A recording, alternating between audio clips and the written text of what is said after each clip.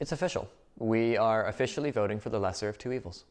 A new study published today, October 30th, in the journal Science, introduced a new terminology, political sectarianism. And this is the creation of a mega identity, and that's the term that they used, based around your politics, based around your political beliefs, where now your political belief determines your friends, your family members, your community, your job even.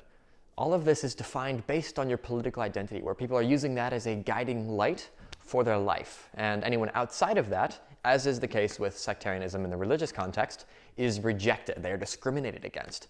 They are victimized. They are bullied. All of these things are happening.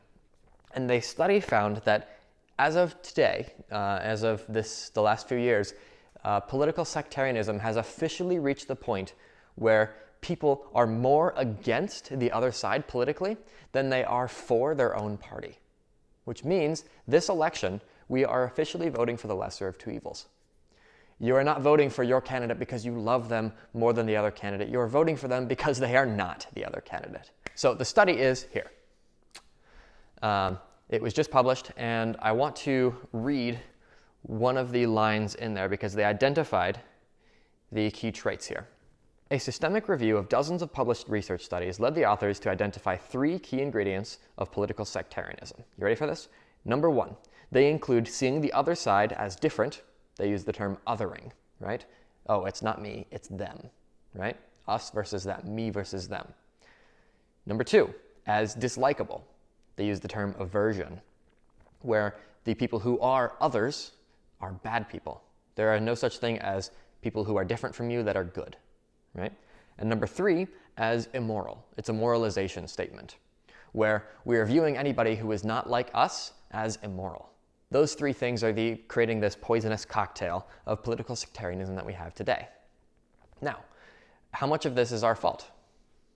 Some of it, but not all. Back in, I think it was 1987, the FCC, the Federal Communications Commission, changed a regulation around the bias of presentation. And they basically removed a rule that said whenever a news broadcaster is discussing a controversial topic, they must discuss it in a neutral tone. And they removed that law. Now, how do you think that affected the media? These days, the media has grown even more partisan, where in the age of Obama, we had right and left media, but now, I mean, it's very distinctive. Fox News is known as being very, very right-leaning, and the other news media, because it is a left-dominated media world right now, are viewed as being very, very left. And guess what? That's influencing our views. The news you watch, even if they tell the same story, the way they tell that story can influence your views. You know? But on top of that, some of this is our fault. Some of this division is our fault. We are the ones who choose to view people and judge them on their morals. We are the ones who choose to group together people. Let me give you an example. The current president, President Trump, whether you support him or don't support him, we can both agree that he does have some weird tweets. Pretend you are on the left-hand side. Some of you are, some of you aren't. Pretend you are, and then you read that tweet. You Republicans voted for this guy? Really? Guess what? You have suddenly generalized Republicans as all being supportive of whatever his tweet was, right? That's a common thing today. But why do we do that? If there's a big company out there and the CEO of that company says something, they say something questionable or weird or morally wrong or extremely political, and they say that, what do? Do you judge everyone who works for that company as being a supporter of that person's statements? No, of course not. Why is it that we judge the people who voted for a politician based on the statements of that politician, yet we don't judge the people who work for a company based on the statements of that company's leader? There's a contrast there. So what do we do about this? How do we change this? How do we engage in this? How do we try and correct this? Because at the end of the day, division is division.